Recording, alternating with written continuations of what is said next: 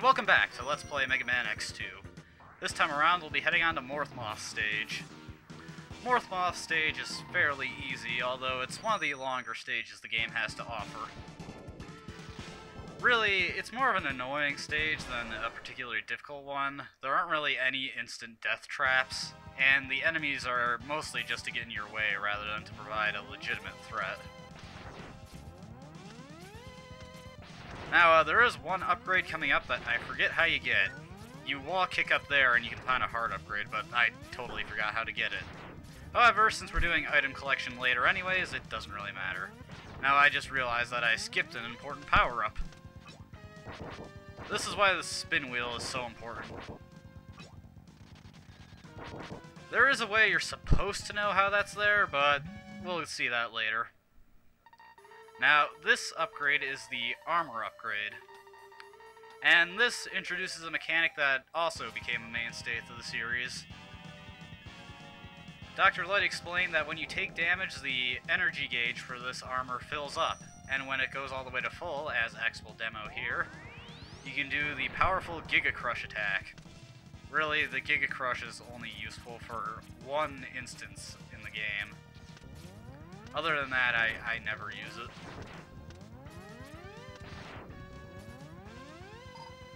Now, you may notice those, magnets, I guess you'd call them?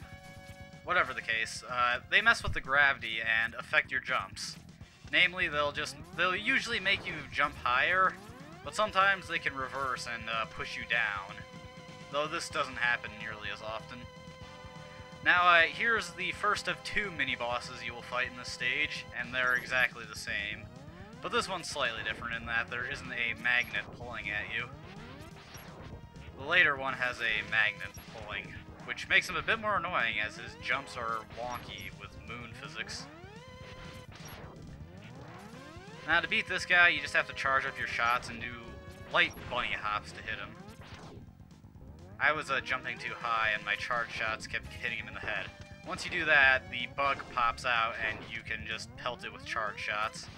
That thing isn't really dangerous, it's just annoying because it likes to get on top of you and not go away. Oh well. Now, these little enemies, the Wingless Dragonflies, they are probably among one of the most annoying enemies. They can't really damage you, and their movement is limited to hopping around really pathetically. But the game loves to cram areas full of them, and what they do is they jump on top of you and start fucking with your controls.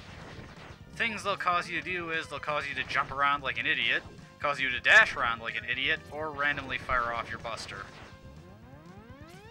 They're pretty much just specifically to annoy you.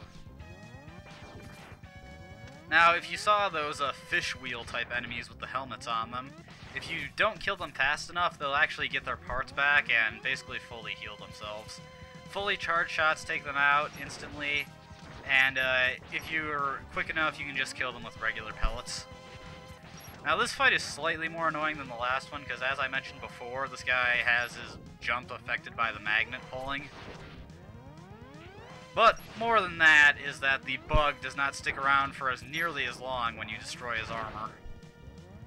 He'll usually hop once, then immediately go back into the air and look for a new body. If you don't kill the thing fast enough, that's what happens, it gets a new body. Although in this case, it wasn't a matter of I wasn't able to kill it fast enough, it just didn't want to stay around long enough.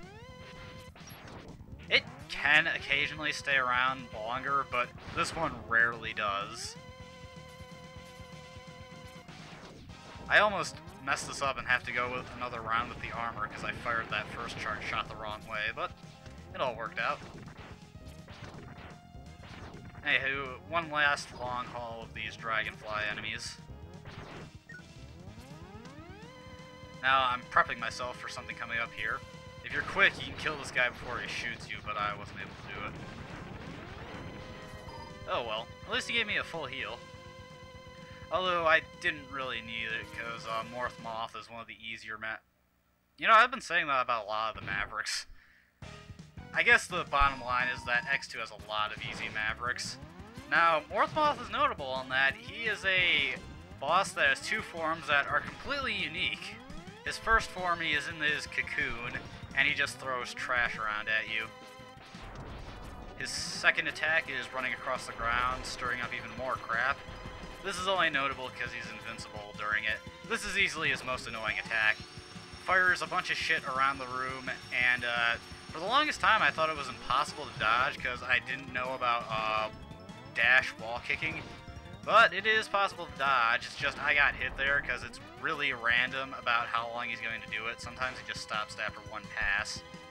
Now after he breaks out of his cocoon, he starts attacking you with his homosexuality. By far the more dangerous thing about him in this fight is his tendency to collide into you, which does a crap ton of damage. The glitter does almost no damage, especially if you have the armor, so if you have to choose between running into him or getting hit by the glitter, take the glitter.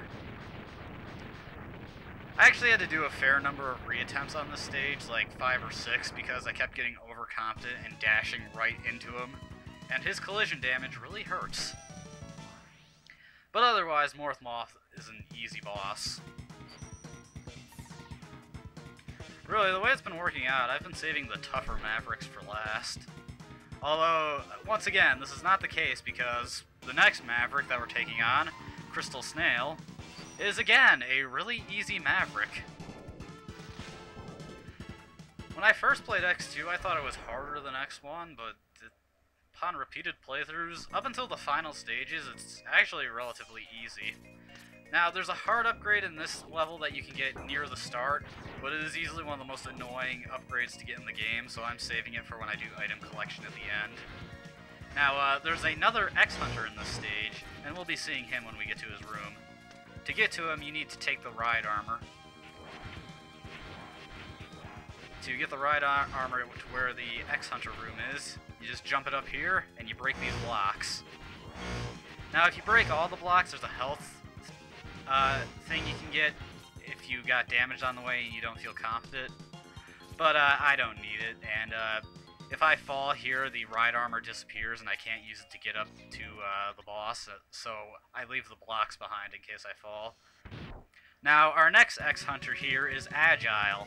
Now, Agile is not as tough as Violin, but he's definitely one of the more annoying bosses the game has to offer, since if you don't know how to exploit his AI, he will do some really nasty things. He can pretty much cross the room way before you can get a chance to react, hence the name Agile. But the easy way to exploit his AI is to wall kick all the way up and get him to do that Shockwave Attack. This attack is probably the easiest thing he can do to dodge. It's just sometimes he's random about how frequently he'll use it. Sometimes he'll wait a few seconds before using it again. Other times he'll use it almost immediately after, and then follow it up by dashing across the room, which makes him an annoying boss, but not an ultimately difficult one. He's really only annoying if you're trying to beat bosses without taking any hits. Otherwise, fairly easy fight. Now, for defeating Agile, we get easily the most important part of Zero. We get the Zero part number 3, or more aptly, we get the ass of Zero. And the legs too, but hey, who cares about that? Now, here's something that's embarrassing to me that happened the first time I did this fight. I actually didn't know that there were spikes there because I had never done the X-Hunter fight in this stage before. And I jumped directly into them because I didn't know they'd be there. Thanks for that, Capcom. Now, I ultimately do decent on this mini-boss, but I was kind of disappointed because the first time I attempted this stage, I actually managed to beat him without getting hit. But oh well.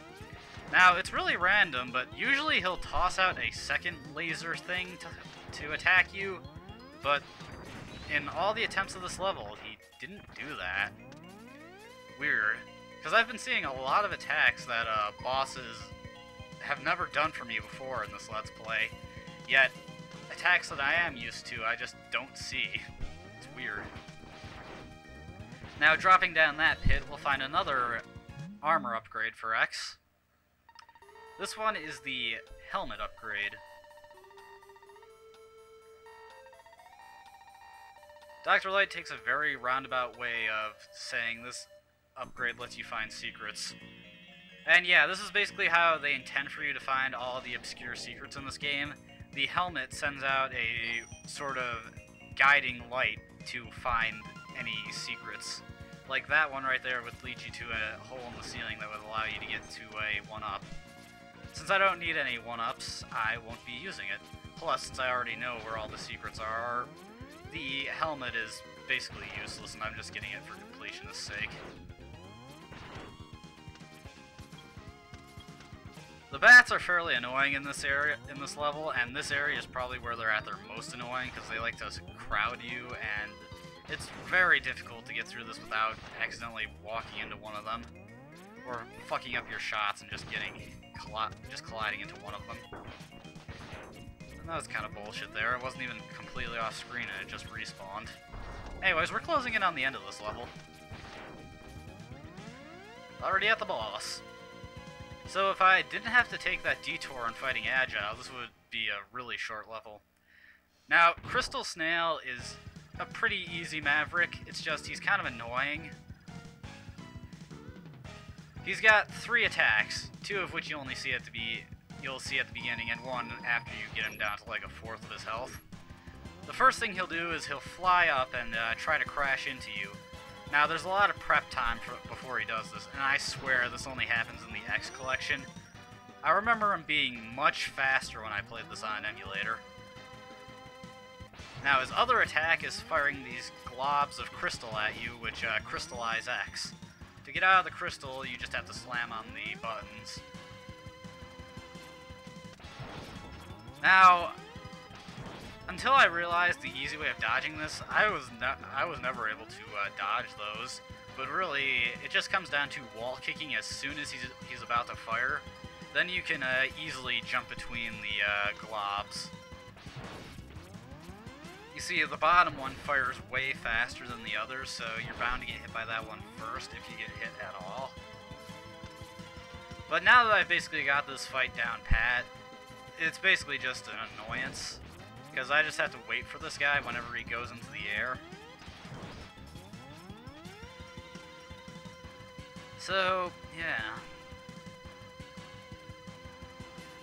I hope he gets to his new attack soon, because it's not particularly threatening, but it's more interesting than this. I'm not exactly sure how he knows when to duck, he just does it randomly. Now here's where he's doing his other attack, I think. He's one of the Time Stopper bosses that can slow down time. So I guess Time Stopper is a bit of a misnomer, but you get my point. This can actually make dodging him kind of annoying, but not really. Mostly because since I have the armor upgrade, his attacks just don't do a lot. Now, I could have hit him one more time there, but he decided to be an asshole and just do this. Unfortunately, because he slowed down the game, my charge shot there missed. And he's taking an exceptional amount of time to get it over with. Come on, I've already assured victory here. There we go. Now, for defeating Crystal Snail, you actually get one of the more useful weapons in the game, which is notable for all the craptacular weapons this game has. His weapon does what it does to you. It freezes enemies, except they can't break out of it. And it turns them into platforms. It's definitely one of the more handy weapons to have. Until next time, see ya.